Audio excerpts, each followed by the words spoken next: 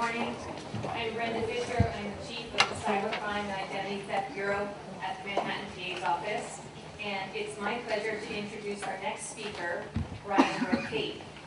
Brian is the Treasurer and a member of the Board of Directors as well as the Executive Committee of the International Anti-Counterfeiting Coalition. He's also the Treasurer of the New York Task Force, a coalition of brand owners affected by counterfeiting.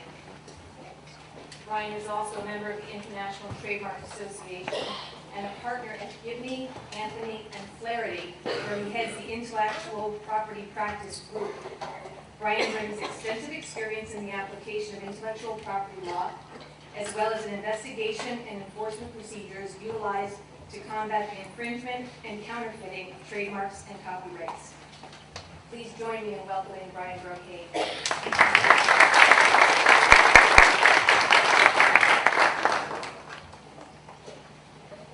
Well, good morning, everyone.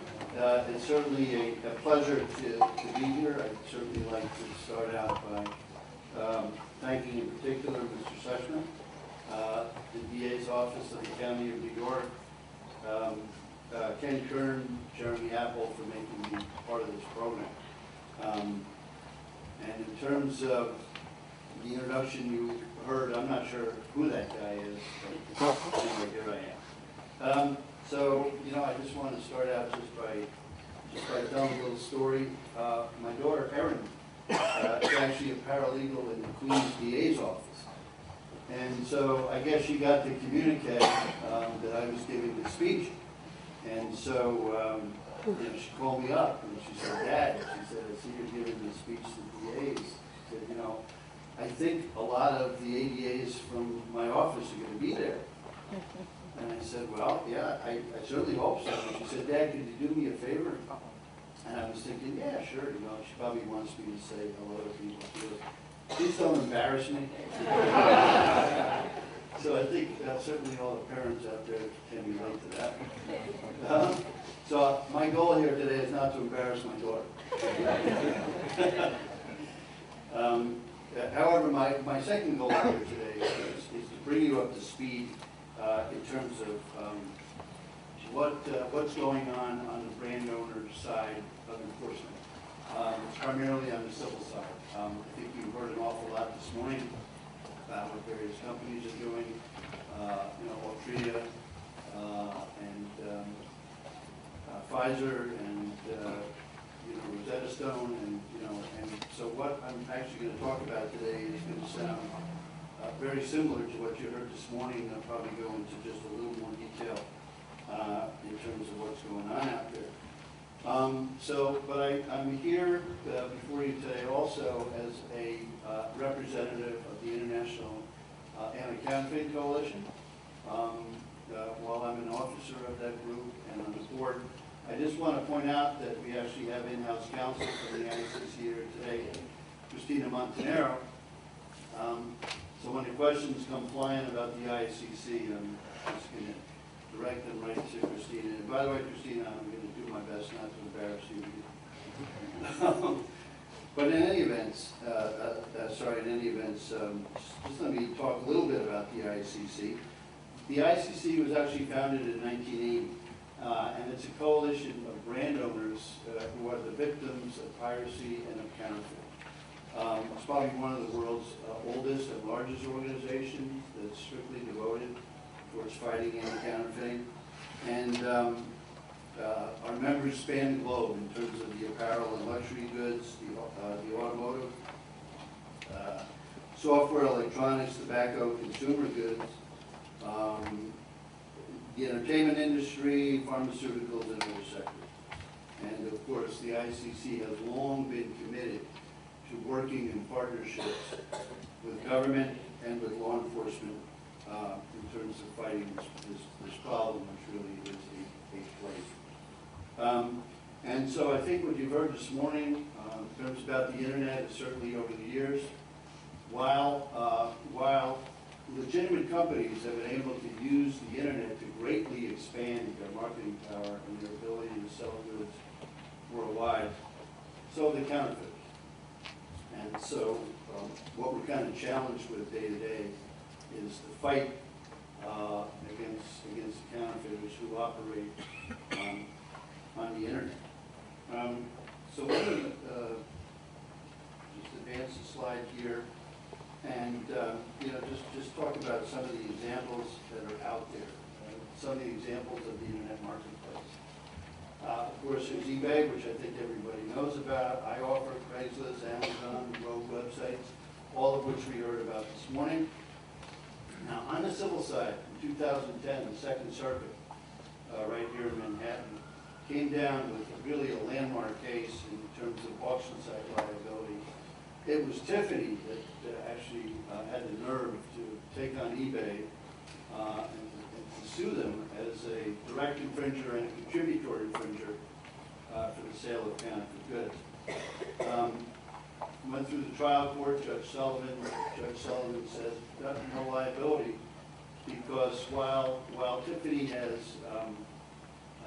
general knowledge that there are counterfeit goods that are sold on its site, there was no specific knowledge.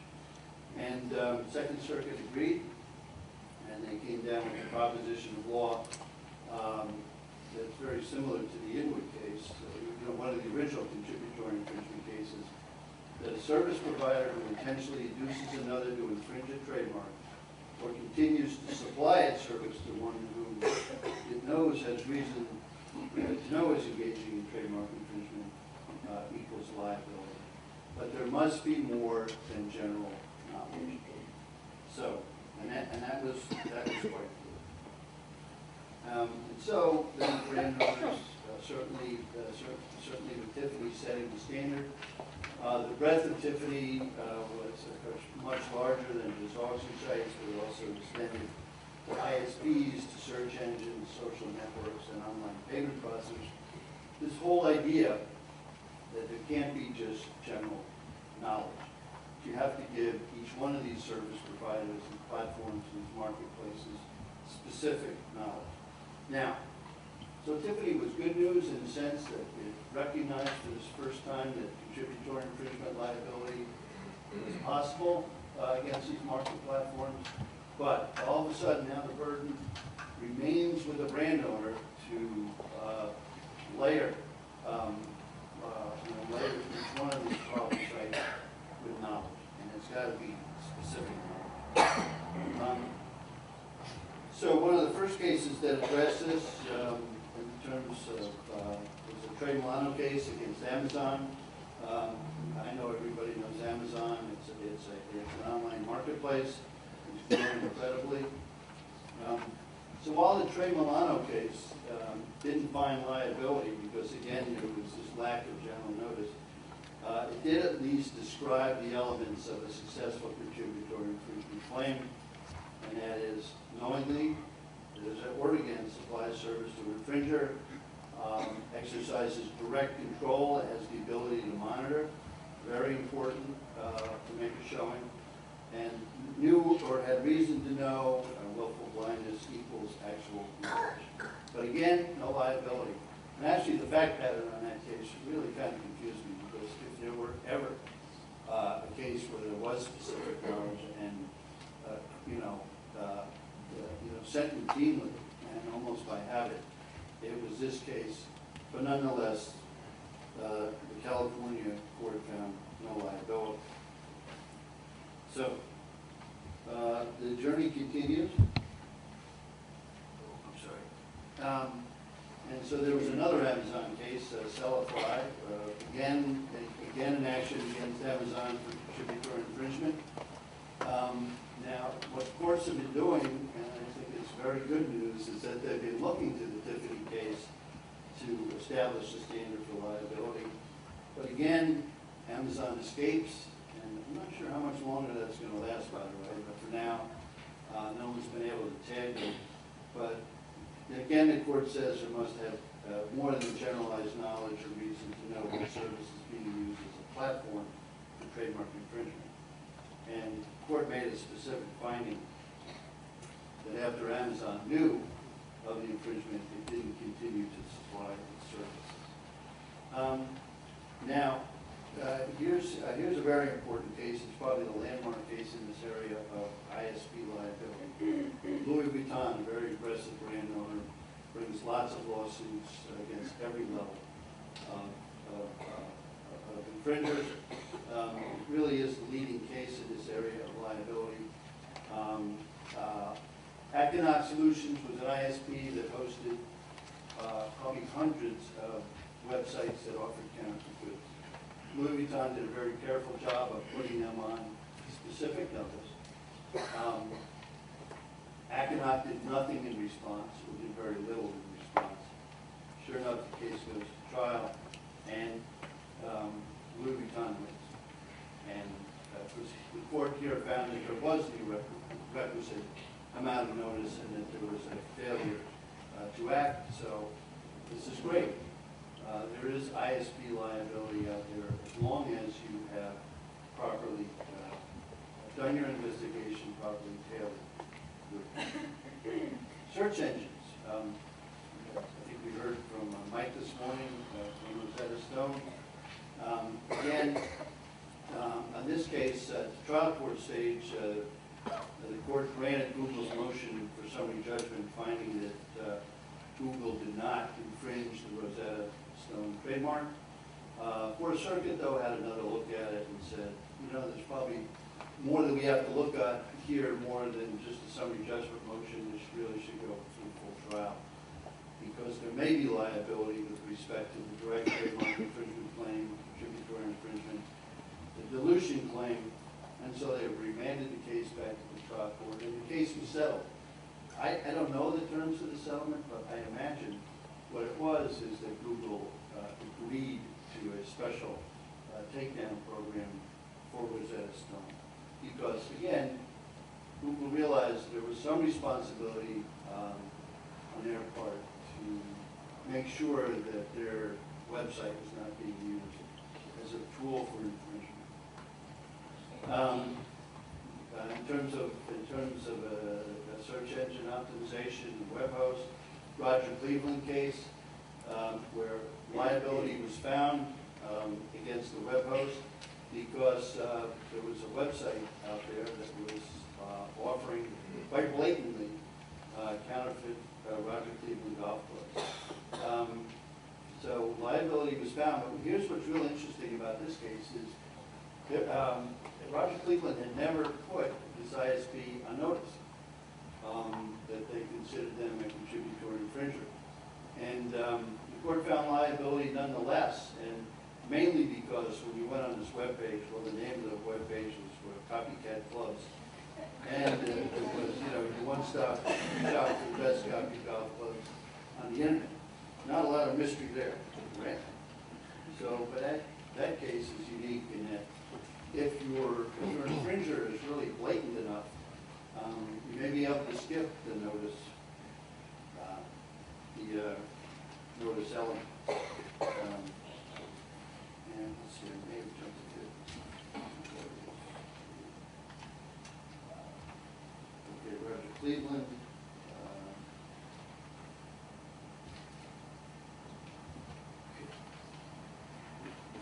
Then just moving on to social networks. We heard about them this morning as well.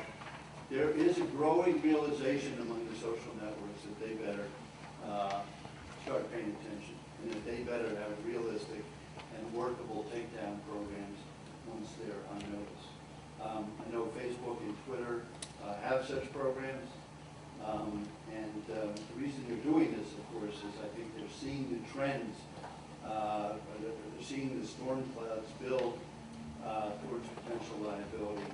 And so if these social media sites don't adhere to what's already occurring in terms of responding responsibly to specific notice, there could be liability for them as well.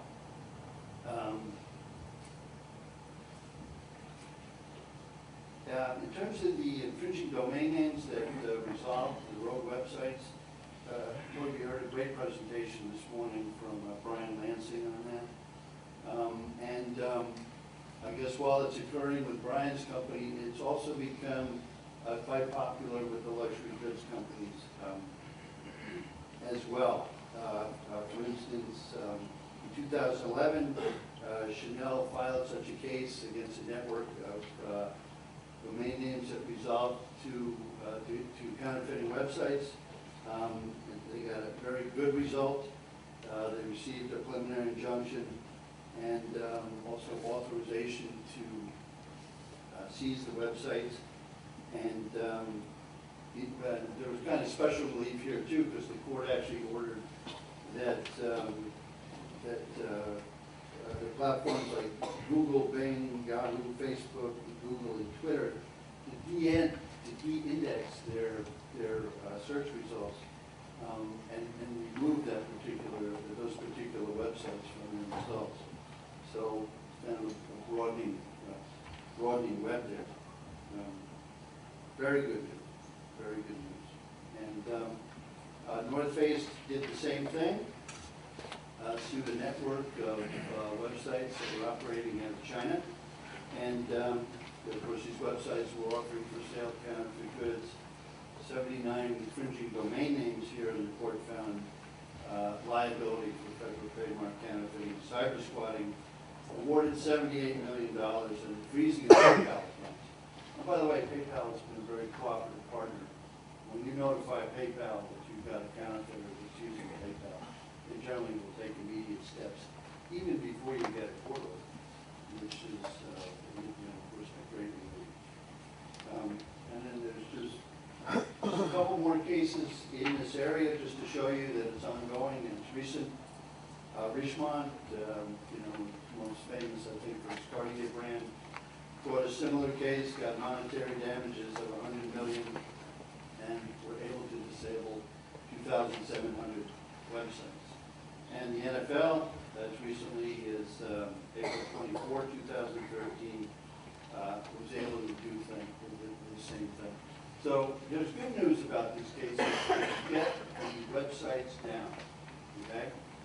Who knows? They come up again in some other form somewhere else.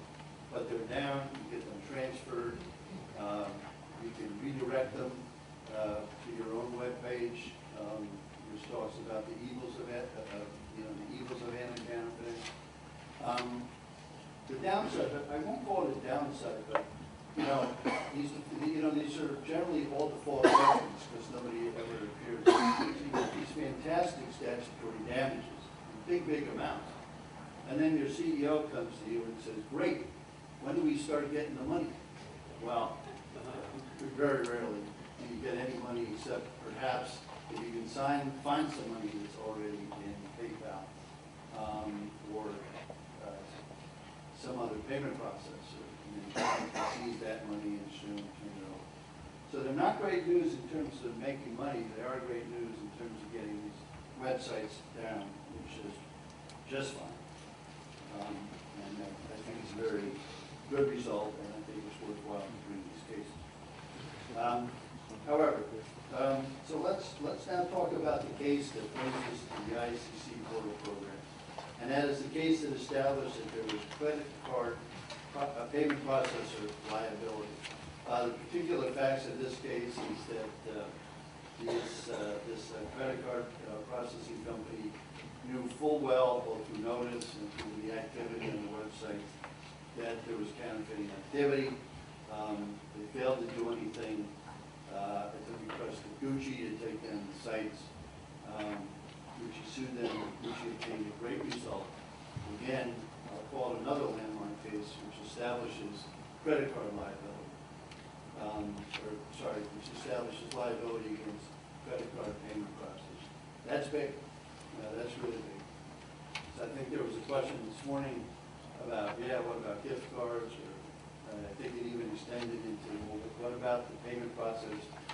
And of course, whenever you can take away from a counterfeiter their ability to process money, their ability to make money, their ability to have money transferred, you scored a big hit, especially on the internet, because these counterfeiters have learned to rely on the credit card companies to process these things. So lo and behold, in steps the ICC. Well, okay, I'm sorry, just have a couple more slides.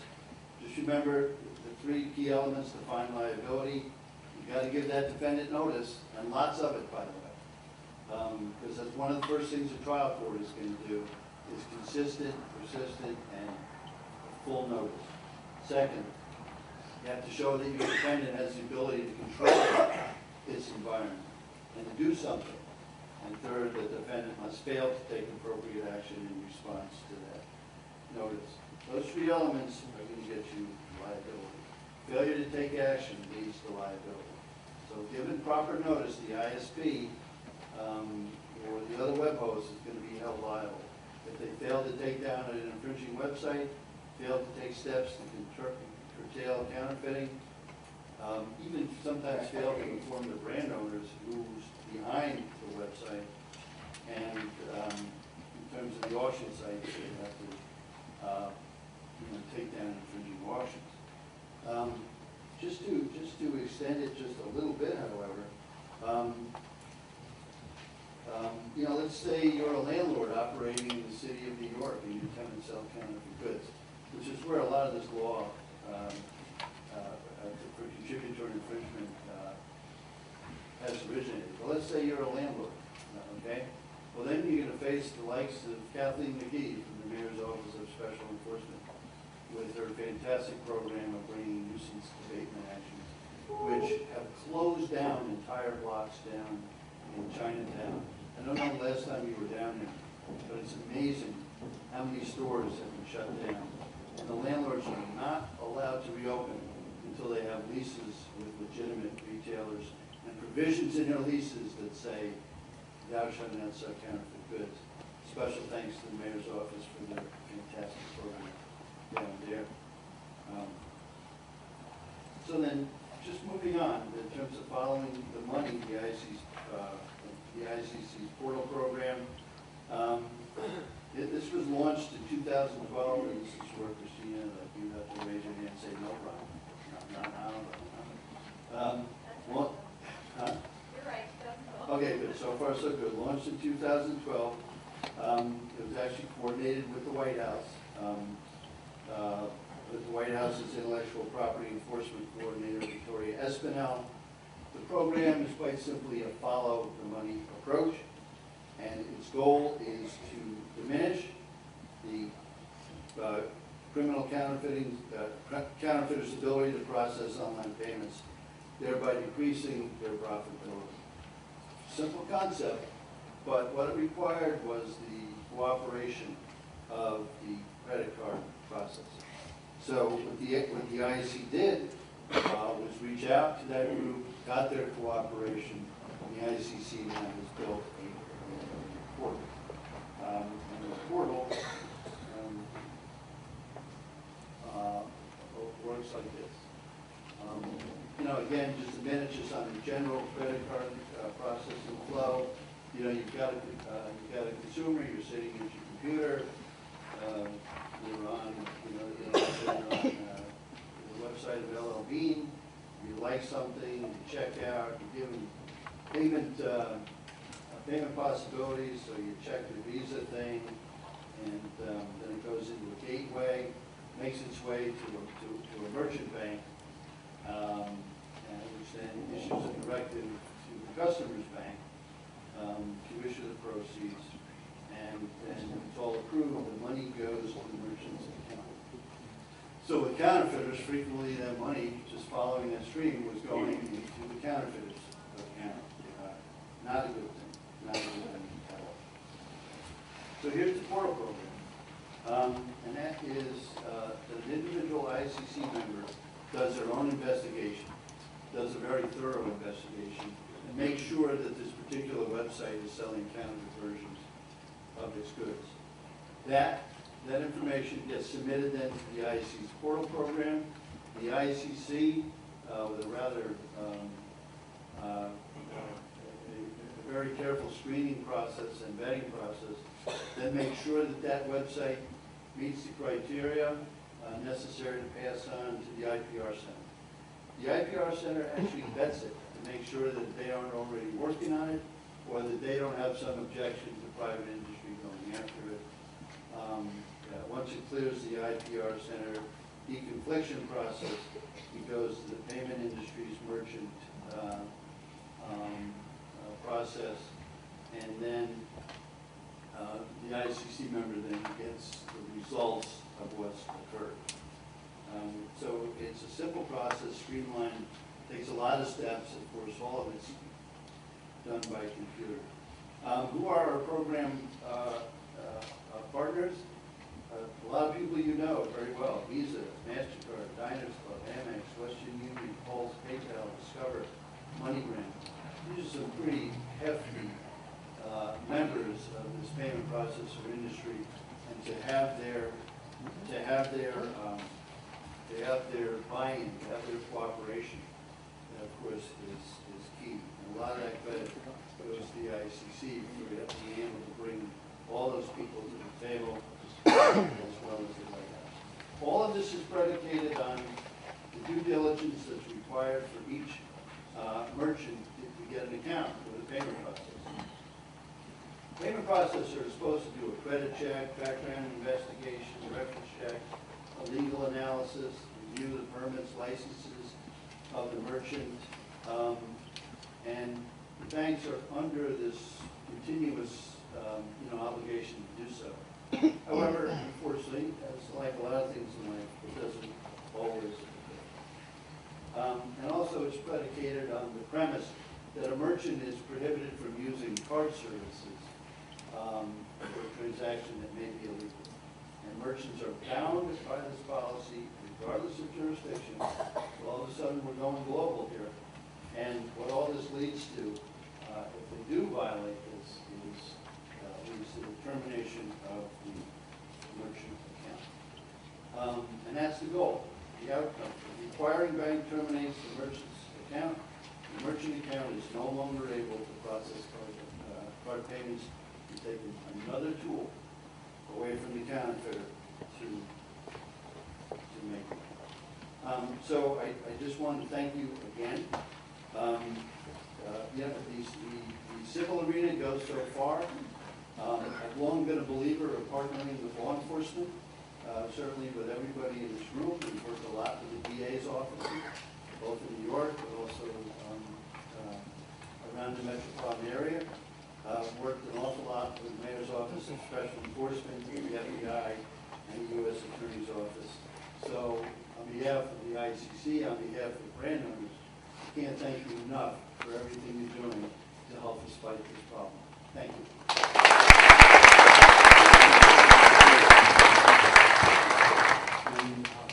Do you think my daughter's going to be there? I think you're okay at home today. If you could just sit there for 1 second, Brian.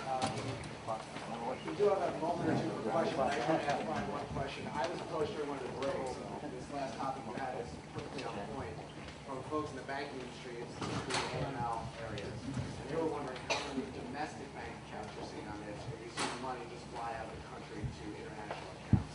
If you can comment on that. Surely it can be answered, but not necessarily by me. So I'm going to call upon Christine.